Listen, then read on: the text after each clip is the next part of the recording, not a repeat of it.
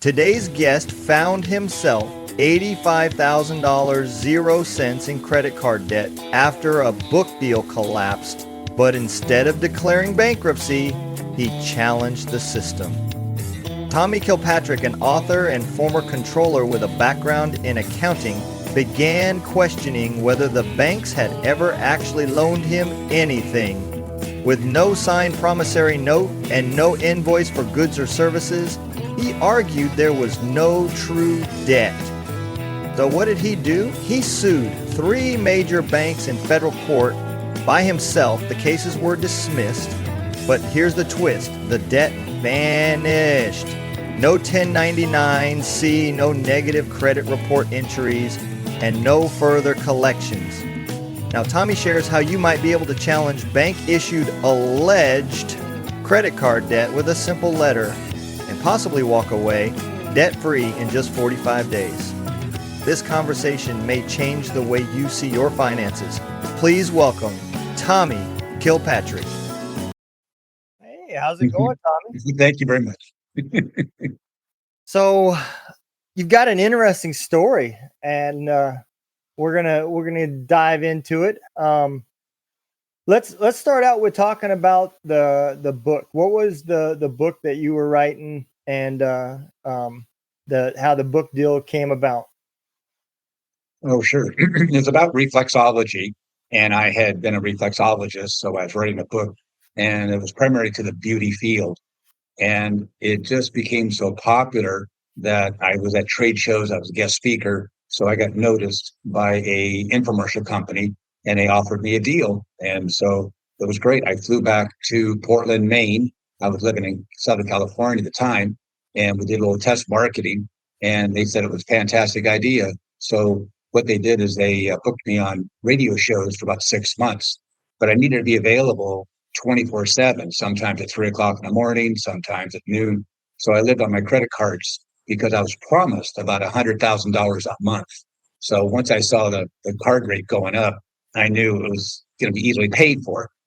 But then one of the talents got in trouble with the FTC, and they came down and they canceled our contract. So I got stuck with $85,000 of credit card debt. Wow. I can't even imagine that big of a number.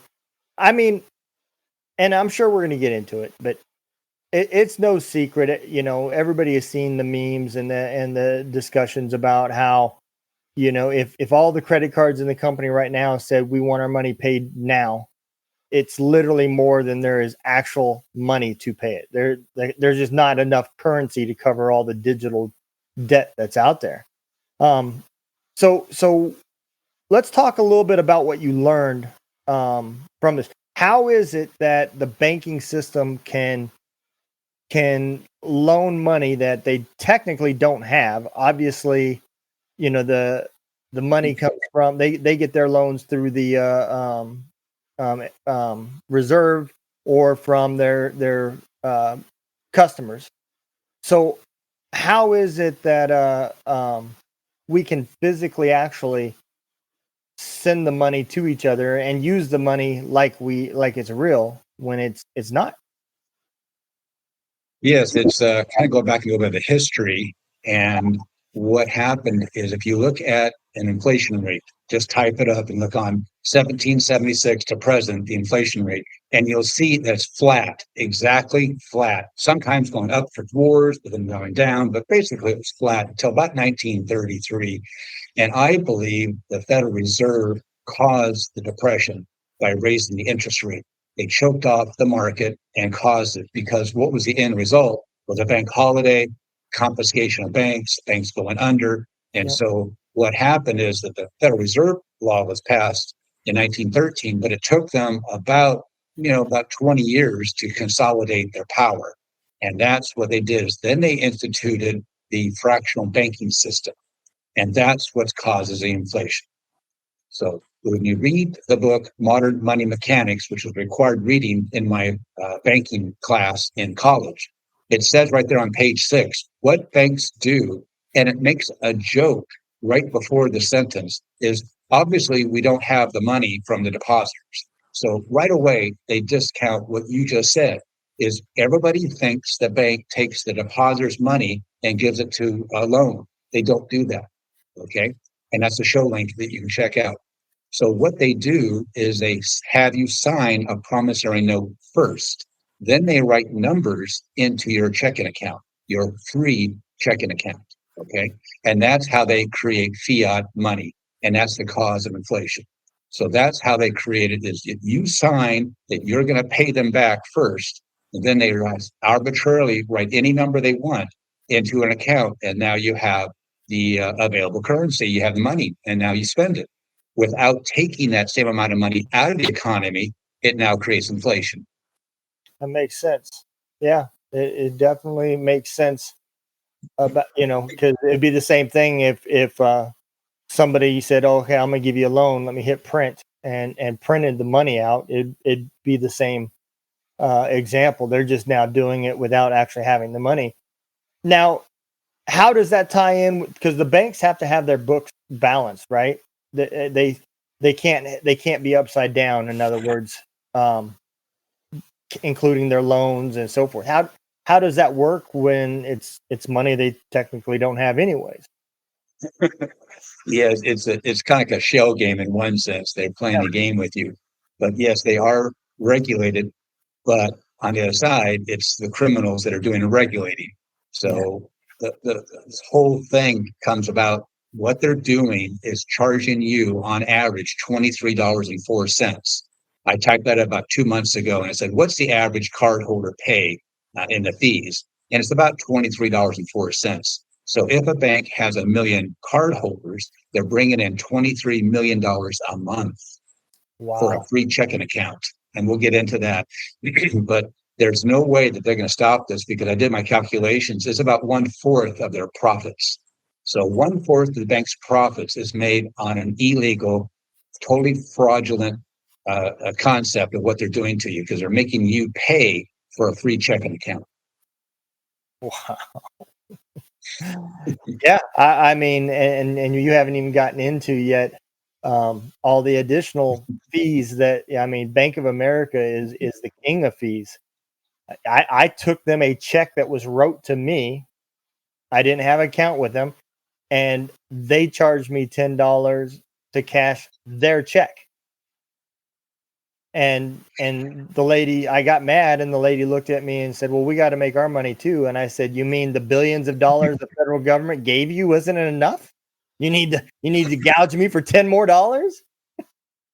She didn't find it as funny as I did, but it is true. It's that is their check that they handed out, and they're going to charge me to cash their check from their customer who paid a fee to have that bank account. Man, I'm in the wrong. I was just in a Philippine bank, and I'm not able to get a bank account because I'm a tourist, technically. So I've been here 7 months, but once I shift it over to a permanent resident, then I can open a bank account. But I looked there, and they charge you for closing an account. They charge you $5 for closing an account. So that might be coming to you too. So you go to the bank, say, "I want my money back." "Yes, but you can only have it if we take $5 out of it." So, yeah. Well, that explains why my credit union holds $5. You can't, that balance doesn't include your actual balance. It's just money that's on hold. They know they're not going to give it back. They've already spent it. So, how did you discover? I mean, obviously, when you were going through the situation, I can't imagine that I would have been able to see past the numbers, let alone do the research on what is going on. How did you do it? I have a unique background, as my dad is a CPA. So when I was growing up, I have the IRS as part of my DNA from a CPA. So we had many, many conversations about business. I would work with him. I would go to some of his clients, which was very fun because one had saltwater taffy. So we would go there once a year, and I'd be able to walk back with a 5-pound box of taffy that would take the whole family to eat for like about a week. So it was very unique times for me because of that. And I also was a very good at mathematics. I excelled at math, and so went to college to be a CPA, and just kind of found it really wasn't me. It wasn't my life. I was going for the wrong reason, and I was good at it, and I excelled very quickly through the courses. Then we had a deaf guy. He came into the accounting tutoring room, and I was talking to the interpreter. She would sign to him, but he lost his hearing at 4, so he could talk to me. And I went, wow, if I would just learn sign language, I could bypass the interpreter. So I learned sign language at the community college while I was going to Chico State, and he actually lived across the street. So we would walk to college together, as sometimes we had the same class time, and we'd walk together, and he'd be signing and talking, and I'd be signing and talking. So it was very good. So I changed my major to social work, but then I found out I was not really a social worker, so I walked away. But my first job was as an accountant for a company in San Francisco called Dream Jeans. My two gay guys that were in part of Levi Strauss that branched out and had their own company. So they would fly to Paris, and they would be at the latest fashions of denim jeans, and they would buy that expensive $200, $500 pair of pants. They'd bring it back, they'd unstitch it and make a form, a pattern, and then the sweatshops there in San Francisco would make these pants. So we had the Paris design pants in about a week or two in the stores all across the country. So that's kind of the knockoff thing. But Yeah. why I say all that is that the CPA came to me and pointed a finger right in my face and was kind of angry to impress upon me that he said, if you pay from a statement, I'm going to fire you. And he was very angry. And that lasts in your head when you're a brand new hire and you got the boss telling you that he's going to fire you, and with anger and vengeance vengeance in his voice, that sticks. So that has always been with me. So I have a unique experience that you never pay from an invoice, because he said you only pay from you don't pay from a statement. You only pay from an invoice, and it has to be approved by the department head. So you look at that invoice. If there's no department head saying it's okay to pay, you don't pay it. Put it over the side. And we don't trust the statement because we could have made a payment last week and it's in the mail. Yep. So a statement is not that. It's just an action of saying something. So it's not true. Okay. Then another aspect of it is I was married and my father-in-law was a judge and an attorney. So I had a lot of law conversations in the hot tub. We would come back, he'd tell me the funny stories in court, how these people were bringing cockroaches in. I don't have to pay rent because that place is full of cockroaches. And he says, well, does that have a name on it? How can I tell it came from your apartment? So he made a lot of fun of people as a judge. But so we had long conversations, and then it was going to the law library. I could have been an attorney in my previous life, but I just didn't like debate. So I would hang out at the law library, and I'd talk to the. They really can't give you law advice. They're very strict about that. But once you get to know them, then they kind of go, well, if you look over here, that's fine. Here's a better argument. So I got some good advice from the people in the law library. And that's where I had my foundation. So it was from this crisis that I had of $85,000 facing lawsuits and how am I going to pay for it, all that kind of stuff. And that's when I woke up one morning and went, wait a second, the bank doesn't have an invoice. And I remember, see, I have a memory. I remember reading that Modern Money Mechanics that said that the banks have a promissory note first, then they write numbers into your free checking account. And I went, I never signed a promissory note. And if you think about it, if you just stop and think, would the shareholders want the bank to loan money to people who can't pay it back? Do they want to loan money to people who don't promise to pay it back?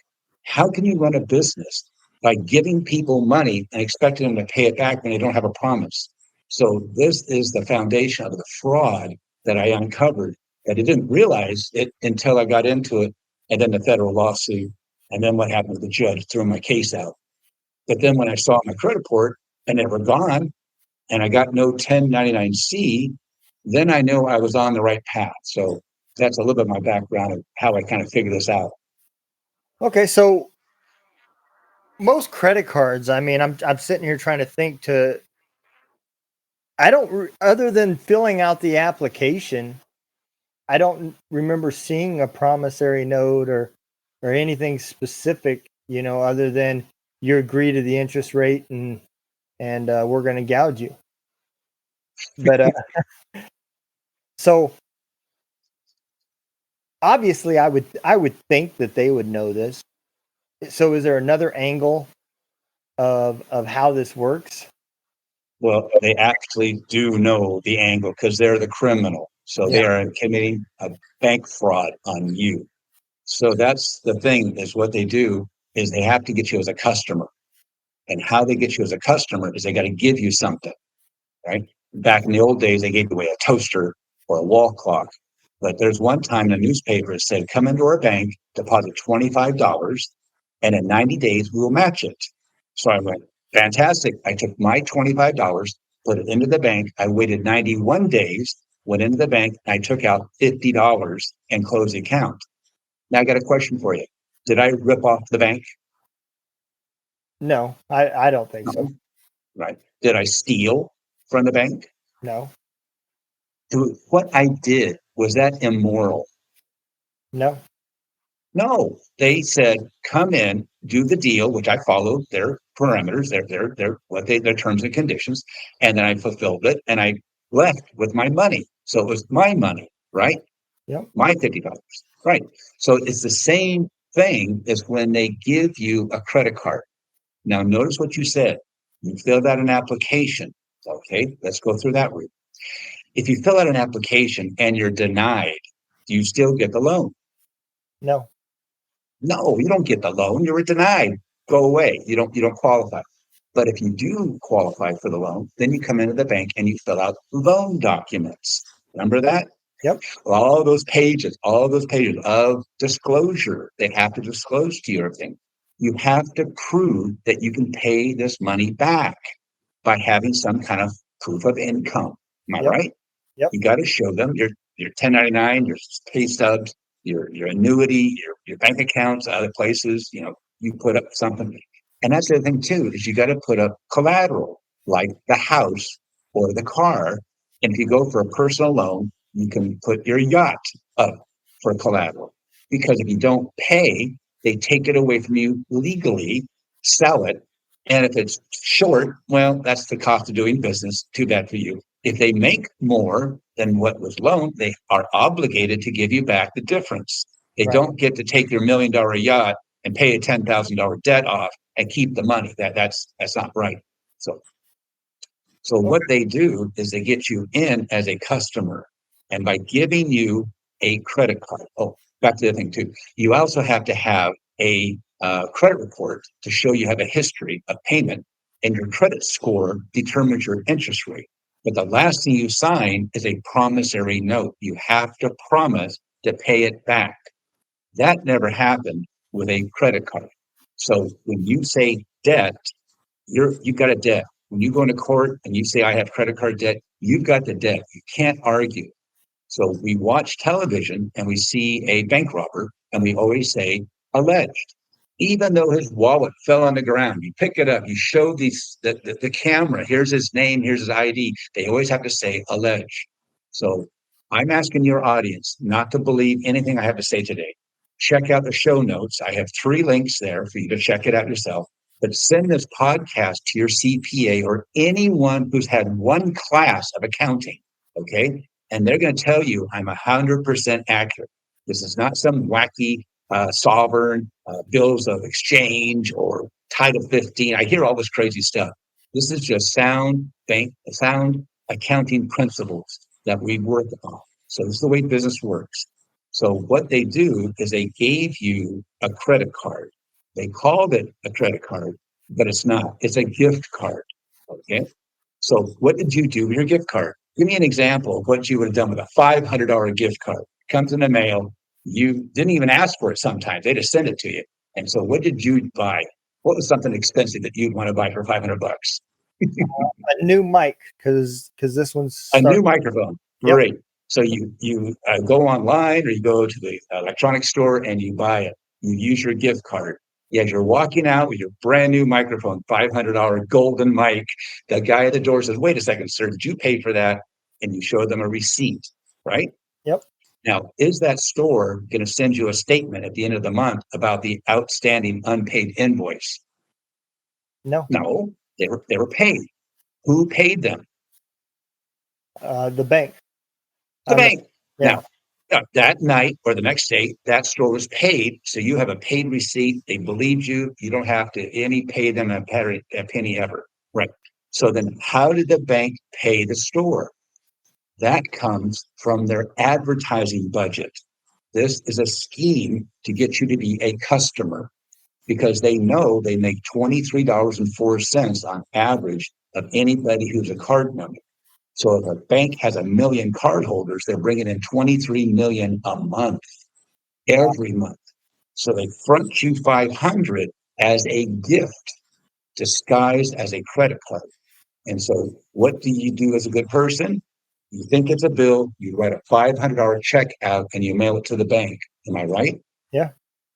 Yeah. So now this is the first time the bank has ever received your money. Am I right? That is true. That's true. The first time they've ever seen your money. That money goes into a checking account, but it's a loan. That's the very first link. It's from a legal website, and it says, it mocks it. It says, you don't make a deposit. What you're doing is you are loaning money to the bank. Banks are only about loans. If you have no money and you go into a bank, you want to come out with money, that's called a loan. But if you take money to the bank and leave it there, that's considered a loan to the bank, right?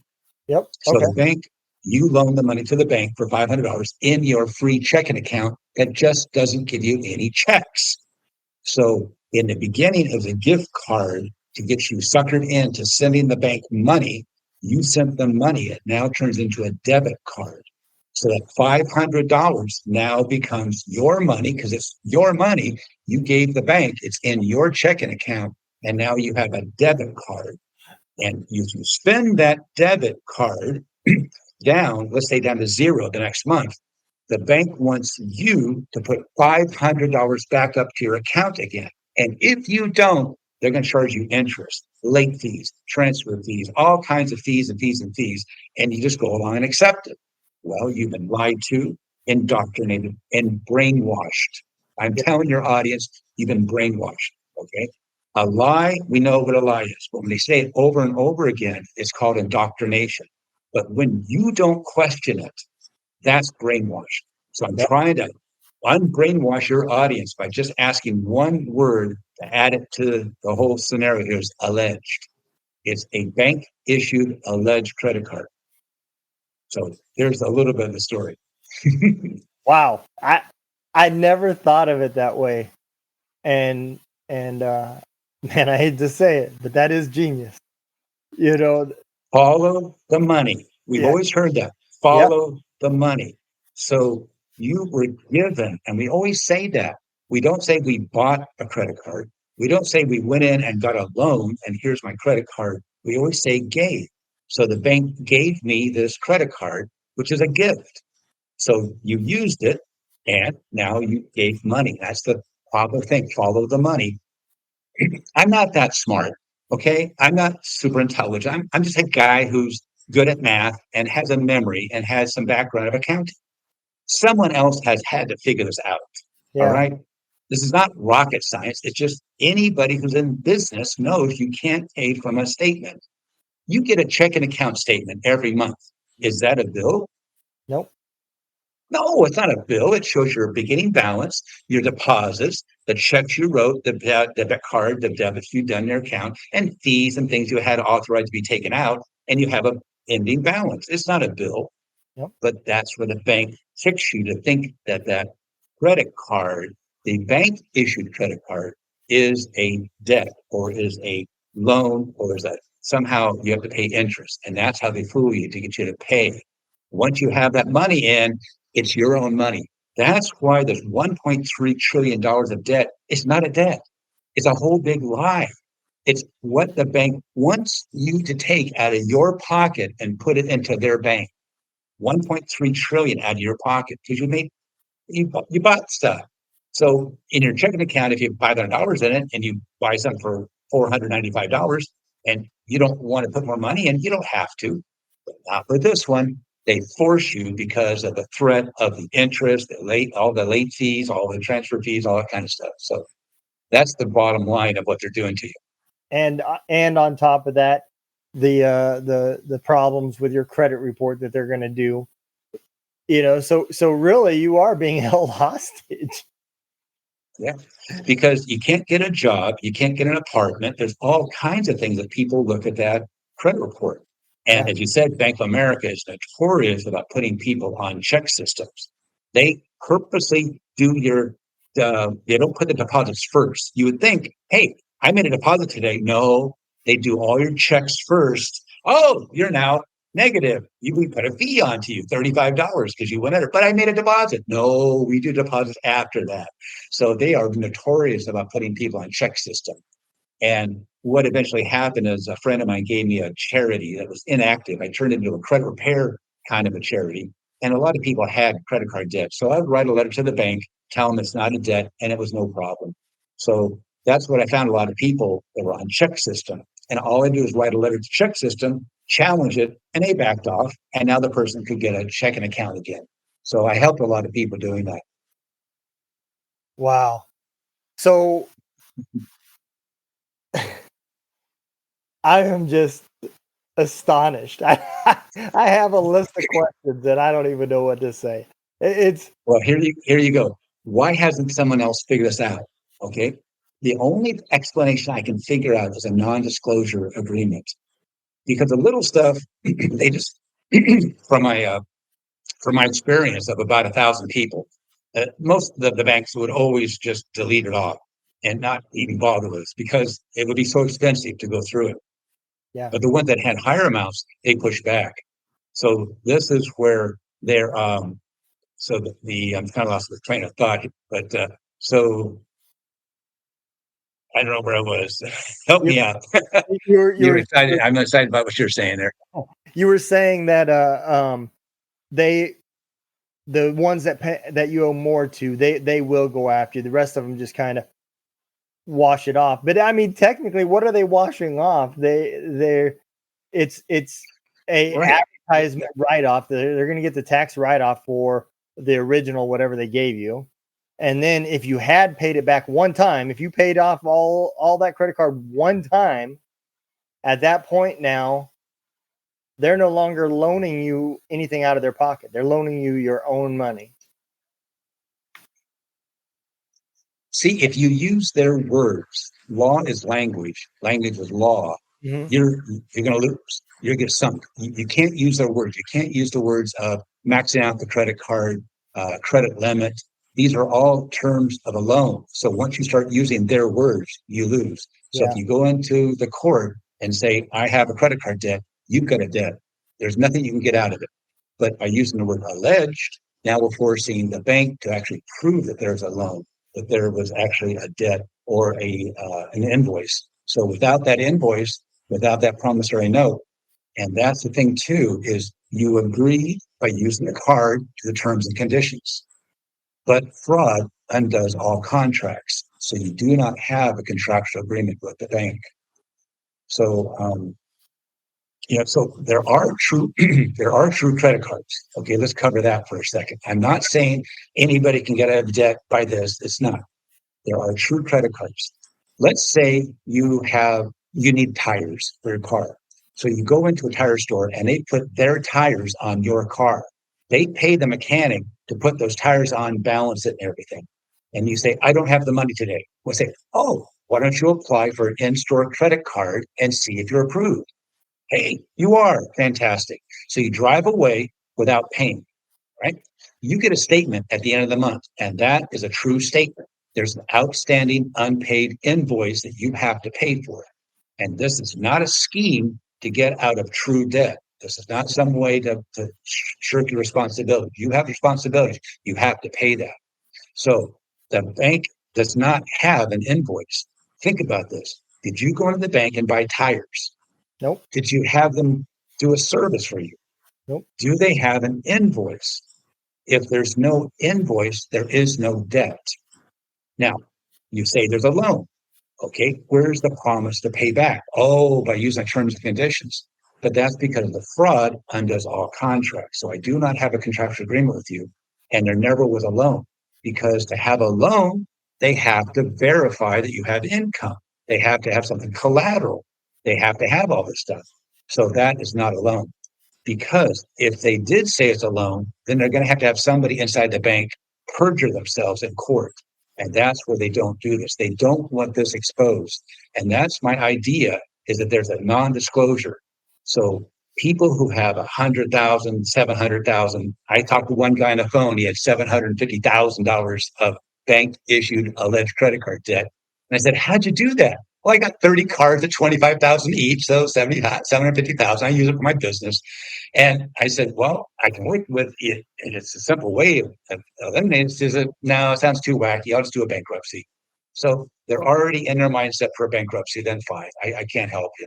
But for this, bank issued alleged credit card debt, it's not a debt. It's your own money. All you have to do is ask it to be returned. So there's a funny thing. And my fourth link, there's a guy in that is on YouTube, says, I made $361. What you do is you find these banks that will match your deposit to get you as a customer. Okay. And then fulfill their agreement and then take the money out. So this is no different than them sending you a $500 credit card or giving you a line of credit of $500,000. It's your gift. So before you write a letter to close your free checking account, you have to remove your money. Remember, we have to use our words. If you say, I got to max out the card, then it sounds like you're doing a criminal act. But what you need to do first is remove that money. So for most of my clients, I find them money. I find them 5,000, 10,000, 100,000 if they've got a huge line of credit. And I explain to them, it's your money. Take it out now. Because when you have a normal checking account, you go and say, I want to close my account. Oh, so sorry to see you leave. Here's your money. And they make it into a zero. Not with this credit card. No, they confiscate your money. So they're a bunch of thieves. They're stealing your money from you. So that's what I do. I can help people not only get out of what they think is debt, but the bank issued credit card debt, alleged. I can get them out of that and find them money too. Then I say, you want to share some of that? Then they might want to, and that's fine. But my whole promise of where this money's going is, I'm here in the Philippines and I teach farmers how to build dome houses with bamboo. I'm teaching them how to do vertical gardening so they don't have to bend over like they've been doing for 10,000 years with hydroponics, aquaponics, and things like that. And I'm opening up free medical clinics. And so I'm giving back to the community what they've done so much. And they've been so nice and friendly to me. So it's the least I can do for them. So I'm retired. I've got a pension. I don't need this. But to make some money to do what I want to do here in the Philippines, that's why I wrote the book. I got you. So let's talk about the court case, right? So you I'm assuming you sued the banks, right? Or the credit card holders. And did it ever even actually make it to a judge, or was it thrown out before you even got there? Right. So when I had this $85,000 credit card debt, I woke up one morning, but I also had came across a YouTuber who said it's really easy to go to federal court. The judges are very sympathetic to you. You're pro se, and they really try to help you out. I went, okay, I did. So I filed 3 federal lawsuits in Los Angeles, and things were going fine. We had some deposition dates set, and also the discovery was to be done very soon. And that's when you demand for like the invoice. And I wanted to have an affidavit of debt. I wanted someone inside the bank to swear out that there is a debt and they have physical evidence of that. And that would be through an affidavit of debt. And all of a sudden, the judge called me into court. And I went, this is not typical. What happens with the judge is he says, how you doing? When are we going to set this for trial? Those kind of questions. But he called me in and I was there by myself. And he said, Mr. Kilpatrick, do you have a credit card? Well, no, it actually starts off as a gift card. A gift card? Are you an idiot? Pull your card out. So I pull my card out of my wallet. What's it say on there? Credit card. So you're telling me you don't have a credit card? Did you make any charges on that card? Well, not really. It's my own money. Your own money. Did you get a statement at the end of the month? Yes. And it said to pay this amount, right? Yes. What can I say? And he said, get out of here. So he dismissed all three cases all at once. So I walked out going, here I am, back to being sued, waiting for it. And I happened to look at my credit report and it showed no cards. Those three banks were gone. And I never received a 1099-C. Now that's really important because when you take a loan out for $100,000 and you don't pay the bank, you got $100,000. The bank notifies the IRS through a 1099-C. Yep. So then they can take a tax deduction of $100,000. Yep. So I know an attorney in San Diego who does this class action lawsuit against the banks about every 2 years per bank, and he does it every quarter. So he is raking in $85,000. I looked at the federal filings, and when he completed the deal, it said right there the banks agreed to pay him $85,000 for his legal fees. And what all those people got, about 20 to 100 people he'd pull together every 3 months to file a lawsuit against one bank. They all got negative credit ratings, and they also got 1099-Cs. So the bank was able to deduct money off their taxes. They actually made money by giving this attorney 85,000 every quarter. And I went to him. I showed him how he could do it and how his clients wouldn't have negative reporting and they wouldn't have to pay taxes. All these people had to pay income taxes on their own money. Yep. This is crazy. So, but he wouldn't listen to me. He had his, attorneys know everything. So I couldn't budge him to come over to my side and help me out by being an attorney. And that's where every attorney has screwed me over. I'm telling you, you can't go to an attorney and have them do this for you. Well, what happens is I had an expert CP as witness, and most of my clients would do it themselves, so they didn't have any problem going into court because I would be there with them, and then we practiced, and they had the expert witness say that there is no credit card debt, and the other side couldn't say anything, so it was just we wouldn't even get to that point. Once the other side saw I had the expert witness, they just said, "What's well, rookie deal?" And all we wanted was click off the credit report. And they went, "That's all?" Yeah. And I had a judge one time going, "What is going on here?" He's mumbling under his breath. What do these people have on the bank? He couldn't figure it out because every time it's automatic. These people get sued, you pay, and it's always a deal. It's not the other way around. Well, we agreed to remove it off the credit report if they dismiss the case. So we dismissed the case, and they took it off the client's credit report. So it's what's going on in a criminal of these banks. If they're a criminal, they can't be exposed. That's why they're having you sign a non-disclosure. That's why no one knows about this. I'm not the smartest guy. I keep telling you. I'm just an accountant who came across this fraud that's going on. And why isn't everybody doing this? They don't know. Yeah. If this was actually a court case where it went into the judge making a decision, everybody would look at it, everybody could see it, and they would do it too. But they keep it off the books. They keep it off the record. So that's why I think that judge brought me in, because he knew what my pleading was. I explained all of the criminality of the bank, and the bank was facing a deposition. They didn't want that. So they told the judge probably to call me in and dismiss the case. And the judges are corrupt, so you're looking for something pure, keep looking. Yeah, you're not going to find it on that side of the world. That is for sure. I learned that with my son. So yeah, it is a without a doubt a corrupt system. And I used to think that all the credit reports was actually just for a reason to justify a number that why they're gonna raise this interest rate to be so high, right? And I didn't think about that until one time my daughter, she had a credit score of like 800, and I was like, holy crap, she'd done really well. Yeah. And I'm with her, helping her buy a car, and I had her go through USAA because I'm a veteran. I believed USAA is there for the veterans, right? And They came back with this interest rate of like 32%, or I mean, it was just some ridiculous number. And I looked at the guy, and the guy's like, he's like, well, if you want to go through us, we can get you a lot better deal than that.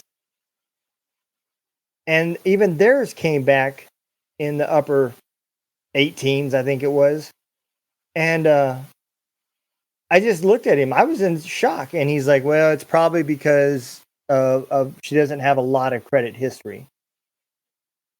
And I'm like, that number is the number that's supposed to be in that deciding factor. Your number is based off of credit history, payments, amount of debt, all that stuff. And she ended up getting a car and had a basically a mortgage. But I just felt like it was a scam, but now I'm listening to what you're saying, and it almost seems like that it has nothing to do with the money they're making off of charging you more interest. It's about a way to hold you to that debt that's not a debt. It's a way for them to hold you to pay back your money. Because if you don't, now it's going to affect a house that you're trying to get, a rent, your utilities, your car insurance, your home insurance. The whole system is tied to that. And the whole system is set up to the advantage of the banks. Yep. So the banks want you to have errors. And every 2 years, the credit reporting agencies have to go in front of Congress. And they have admitted they have so many errors that they don't have the money to fix them. They don't want to fix the errors. And that's all I had to do was write a letter to the bank, to the credit reporting agency, challenging these things. And they couldn't provide the evidence, so they had to remove it. So you can ask me a question. Hey, Tom, do you have a credit card? Yes, I do. And you know about the whole scam? Yes, I do. So here's the funny part. I had been off grid for about 10 years. About 12 years ago, the wife said, get out and take the dog with you. And I became homeless on purpose. And I took a vow of poverty. So I wanted to feel what it like to be poor. And I was recently here in the Philippines to a house, and they were kind of apologizing for the house. And I said, I have lived in worse. This is beautiful. You have a roof. You're not wet. So they were very pleased with my attitude of saying, you have a beautiful home. I just appreciate what you have here. I have lived worse than this. So with that being said, I didn't have a credit score and I didn't have a credit report. It was blank. Okay. So I thought I was living on a farm. I thought I was going to die there. So just bury me in the back. I didn't care. But shift happens, and make sure you pronounce the F. So shift happens, and I found myself on the outside. I didn't have an ID. It took me about a year to get through the whole process. I had to take a driving test to get a driver's license. I had done that since I was 16. So I finally got a passport, and I decided I better have a credit card. So I applied to Capital One, right? And that's the word, they gave me a $500 credit card, but I had no score and no credit report, nothing, blank. So how did they do that? I was a previous customer. They had me in their system. They called me right up. They remember my old address. Well, I'm at a new address. They fixed that. But that's one of the banks I sued for the alleged 35,000 of the 85. So they they had me as a good customer. So Yep. I had no score. And then once I got the card, I got like a 550. And then because I have no history, and then I went to the credit union and I got a loan. So paying that automatically out of my check. So I don't have to worry about ever being late. And that boosted me up to about 650. And then by consistently using the credit card, see, they got me saying it too, but I'm using the bank issued alleged credit card every month, 10% raise my score. So right now I'm at a 704. So it'd be nice to get to an 800 somehow, some way. I might do that. But yes, I know it's a scam. I know it's my money. Am I going to take it out? No, I'm just playing it quiet. So yeah. Yeah. So there you go. There's a funny story about getting issued a credit card from a bank you sued in federal court. Well, and I get that. It does make sense. I mean, there's a give and take here at that point. You know, you have to determine, do I want credit so that I can get approved for a house because it's wet outside, and or do I just want to continue to not be a part of that system? You know, and it is really funny because I think that's more of an issue now. People look at this a lot more now than they did back when the government was saying, you're going to give us your gold and we're going to give you this piece of paper. And I say that because of crypto. Crypto has become so big, and it started out with a way to stick it to the man. We're going to take over the banks. The banks are going away. And that's really what Bitcoin was all about. And at the end of the day, it almost, if you look at it now, it's almost like that same system is being built on crypto now. That you can get loans and everything else. And Yeah. It is mind blowing. The problem with the problem with crypto is, where is it? I always intangible, and so to convert it into dollars, they got you. You got to go to a bank, and they say, "Where'd you get this?" And there's all the questions. What do you use the money for? Banks are now asking a lot more questions. Where did you get this money from, and what are you going to use it for? It's my money. Stop getting being my business. No, they're part of your business. So they want this digital currency, and that's going to be complete control. Like in China, if you don't conform, you all of a sudden don't have a job. Yeah. And you have no way to pay your mortgage and your car payment. Everything is, you do not want to go that route. Yeah. So if you kind of look back at the history, if you want to take a little stroll back, and that starts with the Rothschilds. Rothschild, it means a red shield. And that was what they used outside as a goldsmith. So you're a miner, you find some gold in a rock, you take it to them, they assay it, they say it's worth about this, and they give you a receipt. So you take that receipt because it's a lot easier than taking a chunk of gold around trying to swap it for somebody. So you take the receipt to a shipbuilder, and you want to build a ship, and they take that receipt. Great, I'll build you a ship the way you want it. So they take that receipt back to the goldsmith, and they're able to get gold for it. So they're paid. Everything's all fine. Well, what happens if the sailor brings in some gold, gets a receipt, and he's on that ship and it sinks? Well, the Rothschilds all of a sudden got wealthier, wealthier, and wealthier. So every day they became more wealthy because the receipts didn't come back. Then what they did, the thing to do is watch this 1934 film. It's on YouTube. It's free to watch.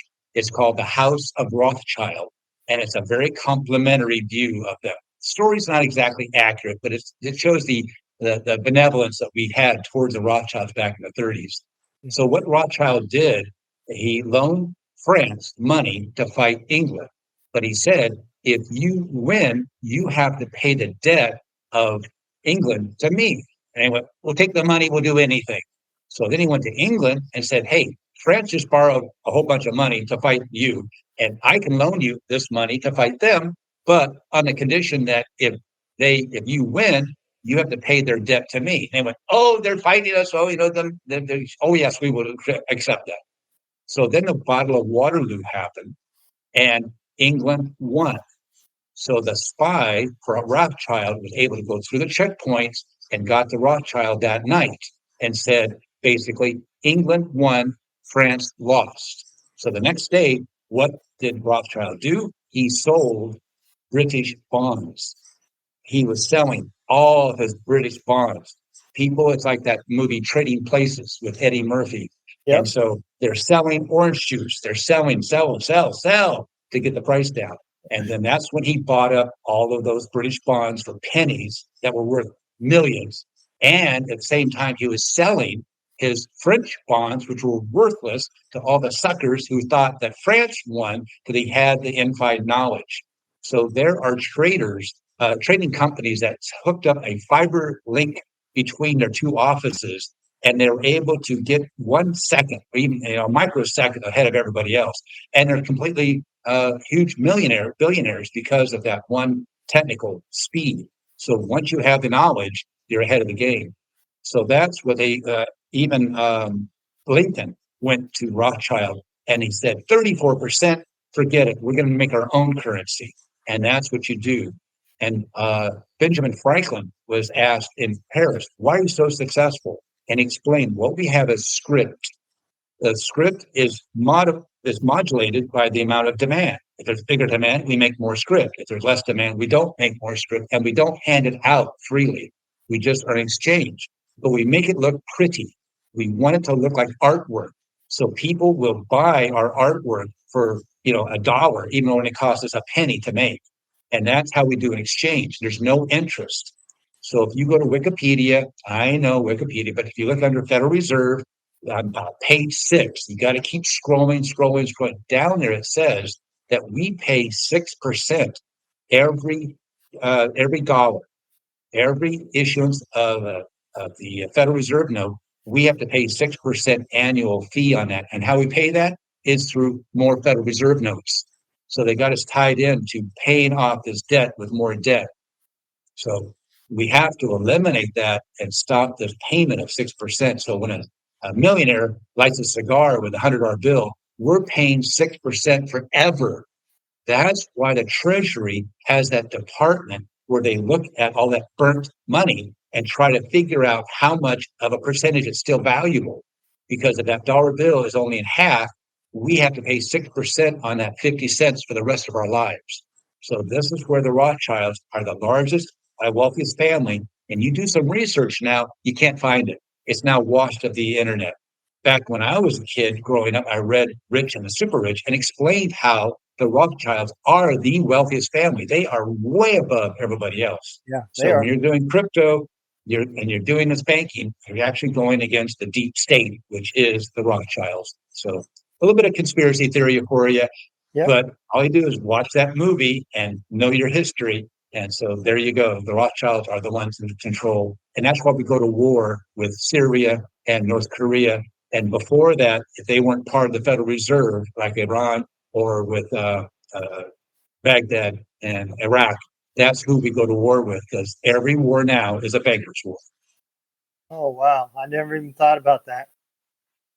Well, Tommy, I'm going to bring you forward and give you the opportunity to tell everybody where they can find you and what the your links and ats and all that stuff. And I will also make sure that all of them that you mentioned will get put into the bio and the little area for everybody to click and make it easy for them, so they ain't got to go searching for it. It's very simple. Just Tommy A. Kilpatrick on Facebook, and you'll find me very easily that way. Send me a message. Don't friend me. Just send me a message, because I don't know who you are. I have to go back and forth. Do I know you? Stuff, kind of questions. And the other one, I have an email, so I'd be happy to give you a free 15-minute consultation. I have no interest in making money from you. I just want to give you some information. But what I'm really looking for is that company that has a huge amount of bank issued alleged credit card debt where I can find them $100,000 or something like that. And they have their attorney and all that kind of stuff. So that would be my best client, that if you could refer somebody to me like that, that'd be great. But in the meantime, have a free 15-minute conversation with me, and I'll send you my book for free, and I'll help you whatever I can to take the stress off your life. And it's not a debt. It was never a debt in the first place. So there's nothing immoral, nothing illegal. What we're doing something that you need to live your life without this over your head. So once you know what it is, if you want to go back and get a credit card, go right ahead. So thanks so much. All right. Well, folks, y'all heard it here, and I think a whole lot of people are going to be looking at their wallets a little bit different here in a few minutes. So I appreciate y'all listening. Y'all take care. Be safe. Don't let the day kick its ass.